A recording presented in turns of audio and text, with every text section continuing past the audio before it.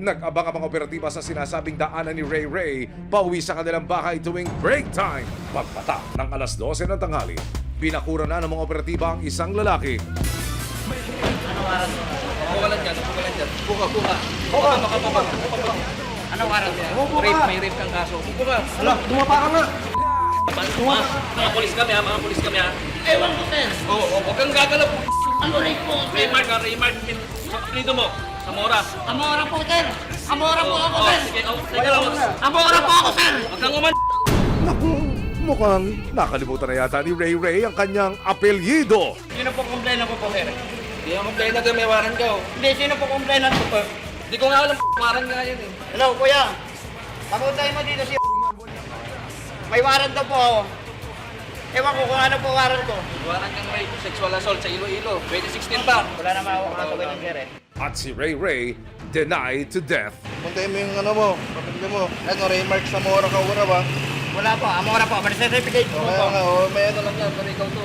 Hindi po ako yan. Kaya doon mo paliwanag sa korte. Opo. Complainant mo nagtuturo sa'yo eh. May pinasang picture sa amin. Pero nag-iba ang ihip ng hangin nang bigla siyang umamin. Sino pa naging complainant mo ha? Hindi warang kong Yung yan dati. Pero alam ko sir, wala na yun po sir eh. Akala mo lang wala, Ray Ray, pero meron! Matapos basakan ng kanyang karapatan, dinala si Ray Ray sa opisina ng CIDJ DSOU sa Camp Crame.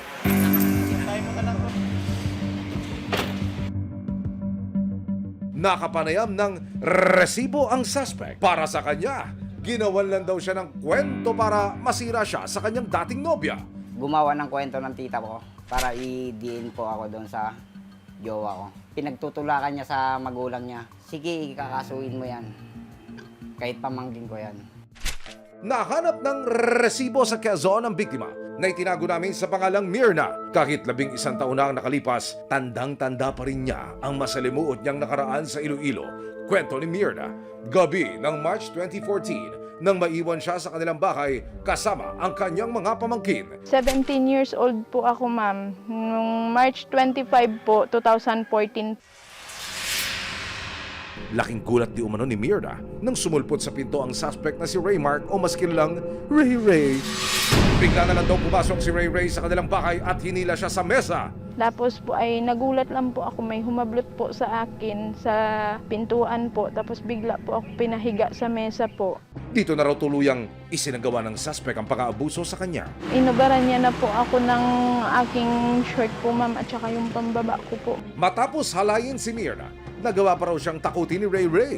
Kung magsumbong daw po ako kay mama at kay papa ko po, papatayin niya daw po ako sa araw na yun. Hindi rin alam ni Mirna kung kanino siya hihingi ng tulong. Nagpunta po kasi yun, ma'am, sila mama at ni papa po sa fishing port po, ma'am. Kaya po kaming tatlo lang po magkakasama sa bahay.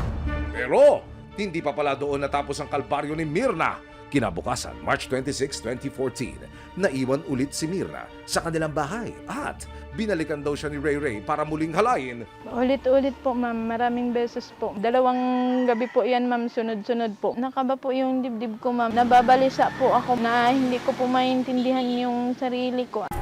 Makalipas ang 5 buwan, naglakas loob na si Mirna na magsabi sa kanyang mga magulang.